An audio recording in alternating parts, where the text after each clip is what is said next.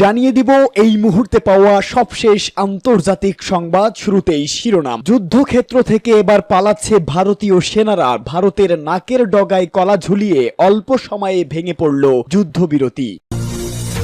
পরেই জানাবো এবার ভারত ও পাকিস্তানকে ওআইসির বার্তায় ফের কাশ্মীর প্রসঙ্গ। কি বলল ওআইসির এই মুসলিম নেতারা? জানিয়ে দিব শক্তিশালী সেই দেশের প্রেসিডেন্টকে কৃতজ্ঞতা জানালো পাকিস্তান। এদিকে পাকিস্তানের বিরুদ্ধে ভয়াবহ অভিযোগ এনে ভারতের কড়া বার্তা। সর্বশেষ জানাবো তুর্কি আকাশে তালা, কূটনৈতিক ঘেরাটোপে ইসরায়েল। এতক্ষণ শুনছিলেন সংবাদ শিরোনাম, এবারে বিস্তারিত। তবে তার আগে প্রতিদিনের আপডেট আন্তর্জাতিক সংবাদ, ভারত ও পাকিস্তান সংবাদ সবার আগে পেতে ভিডিওটিতে একটি লাইক দিয়ে চ্যানেলটি সাবস্ক্রাইব করার অনুরোধ রইল। আর জানিয়ে দিন কে কোন স্থান থেকে আমাদের সংবাদ শুনছেন অথবা দেখছেন।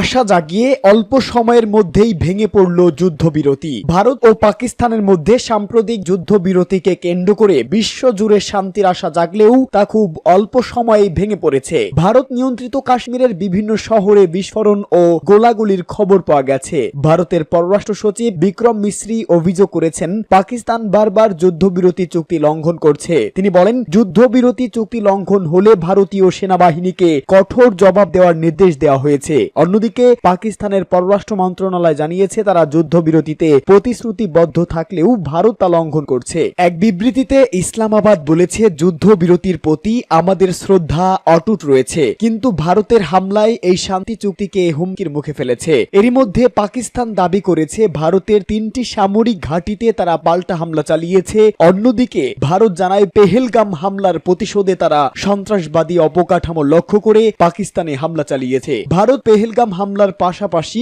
পাকিস্তান ভিত্তিক সশস্ত্র গোষ্ঠীগুলোকে দায়ী করেছে, যদিও পাকিস্তান তাদের জড়িত থাকার বিষয়টি অস্বীকার করেছে।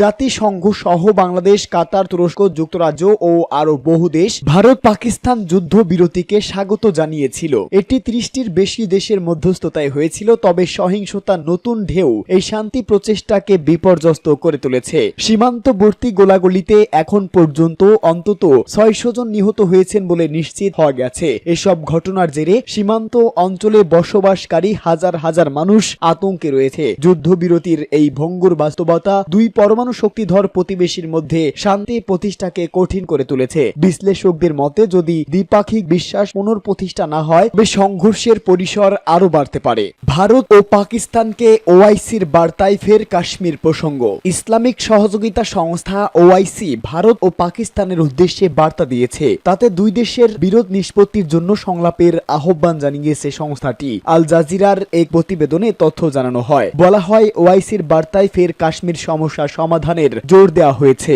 এর আগে দুই দেশের কূটনৈতিক উত্তেজনা চলাকালে বার্তা দিয়েছিল ওআইসি। ওই বার্তায় জাতিসংঘের রেজলিউশন অনুযায়ী কাশ্মীর সমস্যা সমাধান এবং ভারতের নির্যাতন বন্ধের আহ্বান জানানোই ওআইসির উপর ক্ষিপ্ত হয় নরেন্দ্র মোদী সরকার। এবার বিবৃতিতে ইসলামিক সহযোগিতা সংস্থা ওআইসি বলেছে তারা যুদ্ধবিরতিকে স্বাগত জানায় এবং মধ্যস্থতাকারী দেশগুলোর প্রচেষ্টার প্রশংসা করে। আর বলেছে, আমরা আন্তর্জাতিক সম্প্রদায়ের প্রতি আহ্বান জানাই যেন তারা পাকিস্তান ও ভারতকে অমীমাংসিত বিষয়গুলো সমাধানের জন্য গঠনমূলক সংলাপে অংশ নিতে উৎসাহিত করে। 57টির বেশি রাষ্ট্রের প্রতিনিধিত্বকারী সংস্থা কাশ্মীর প্রসঙ্গ টেনে বলেন, আমরা জম্মু ও কাশ্মীর ইস্যুটির শান্তিপূর্ণ সমাধানের প্রয়োজনীয়তার উপর জোর দিচ্ছি, যা নিরাপত্তা পরিষদের রেজলিউশন অনুযায়ী হওয়া উচিত। এই সমাধানের মাধ্যমে দক্ষিণ এশিয়ার দুই পরমাণু শক্তির মধ্যে উত্তেজনা এড়ানো যায়। বিবৃতিতে আরো বলা হয়েছে, আমরা দক্ষিণ এশিয়ায় সামরিক উত্তেজনা বৃদ্ধি নিয়ে উদ্বিগ্ন।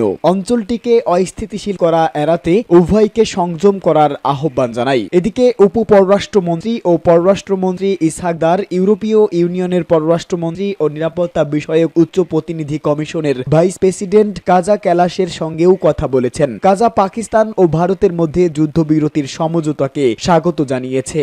শক্তিশালী সেই দেশের প্রেসিডেন্টকে কৃতজ্ঞতা জানালো পাকিস্তান। ভারতের ক্ষেপণাস্ত্র হামলার পরিপ্রেক্ষিতে পাকিস্তানের পাশে দাঁড়ানোর জন্য ন্যাটোর দেশ তুরস্কের প্রেসিডেন্ট রিসেপ তাইয়িপ এরদোয়ানের প্রতি কৃতজ্ঞতা জানিয়েছেন প্রধানমন্ত্রী শাহবাজ শরীফ। এক ফোনালাপে তিনি এরদোয়ানকে ধন্যবাদ জানান এবং পাকিস্তান সেনাবাহিনীর পেশাদার ও দ্রুত প্রতিক্রিয়া সম্পর্কে অবহিত করেন। শাহবাজ বলেন, এই নৃশংস হামলার শিকারদের জন্য তুরস্কের প্রার্থনা ও সহমর্মিতা আমাদের সাহস জুগিয়েছে। তিনি তিনি জোর দিয়ে বলেন, পাকিস্তান তার সার্বভৌমত্ব ও ভৌগোলিক অখণ্ডতা রক্ষা করার পিছপা হবে না। এছাড়া শাহবাজ শরীফ দক্ষিণ এশিয়ায় উত্তেজনা কমানো ও আঞ্চলিক শান্তি প্রতিষ্ঠায় তুরস্কের কূটনৈতিক প্রচেষ্টাকেও সাধুবাদ জানান। এর আগে পাকিস্তানে নিযুক্ত তুরস্কের রাষ্ট্রদূত পাকিস্তানের পররাষ্ট্রমন্ত্রী ইসাক দারের সঙ্গে সাক্ষাতে এই সমর্থন ব্যক্ত করেন। খবর জিও নিউজের। পাকিস্তানের পররাষ্ট্র মন্ত্রণালয় জানায়, আঞ্চলিক উত্তেজনার মধ্যে তুর্কি রাষ্ট্রদূত পাকিস্তানের সার্বভৌমত্ব রক্ষায় তাদের দৃঢ় অবস্থান পুনর্ব্যক্ত করেছেন। পররাষ্ট্র মন্ত্রণালয়ের মুখপাত্র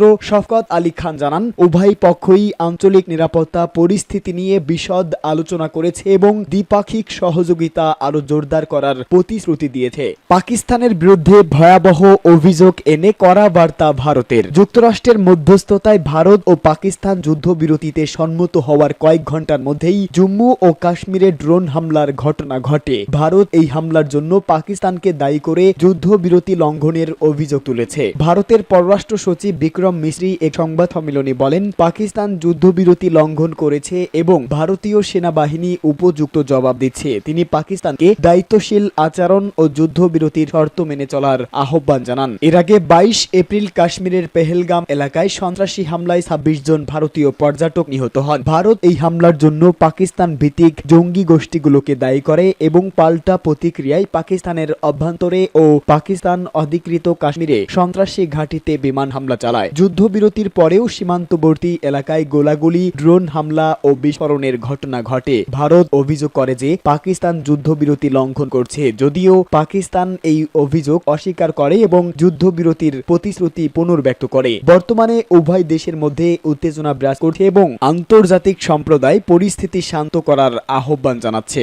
তুর্কি আকাশে তালা, কূটনৈতিক ঘেরা টোপে ইসরায়েল। তুরস্ক তার আকাশসীমা বন্ধ করে দেওয়ায় বিপাকে পড়েছে ইসরায়েলের প্রধানমন্ত্রী বেনিয়ামিন নেতানিয়াহু। এই নিষেধাজ্ঞার ফলে সরাসরি ফ্লাইটের পথ রুদ্ধ হলেও আজারবাইজানের রাজধানী বাকুতে তার সফর সম্পূর্ণ বাতিল করা হয়নি, বরং বিকল্প রুট ব্যবহারের মাধ্যমে তিনি সফর চালিয়ে যাওয়ার প্রস্তুতি নিচ্ছেন। ইসরায়েলি সংবাদ মাধ্যম টাইমস অফ ইসরায়েল এক প্রতিবেদনে এ তথ্য জানিয়েছে। প্রতিবেদনে বলা হয়, তুরস্কের সঙ্গে ক্রমবর্ধমান রাজনৈতিক ও কূটনৈতিক টানাপোড়েনের প্রেক্ষাপটে এ ধরনের জটিলতা এবারই প্রথম নয়। এর আগেও 2024 সালের নভেম্বরে নিরাপত্তার কারণ দেখিয়ে ইসরায়েলের প্রেসিডেন্ট আইজাক হারজগ আজারবাইজানে অনুষ্ঠিত জাতিসংঘের COP29 জলবায়ু সম্মেলনে যোগদানের পরিকল্পনা বাতিল করেছিল। পরে জানা যায়, এই সিদ্ধান্তের নেপথ্যেও তুর্কি আকাশসীমা ব্যবহার করতে না পারায় বাধা ছিল। প্রসঙ্গত, আজারবাইজান ও ইসরায়েলের মধ্যে সরাসরি বিমান চলাচলের সুবিধা সীমিত। সাধারণত তুরস্কের আকাশসীমা ব্যবহার করে ইসরায়েলি নেতারা বাকু সফর করেন, তবে তুরস্ক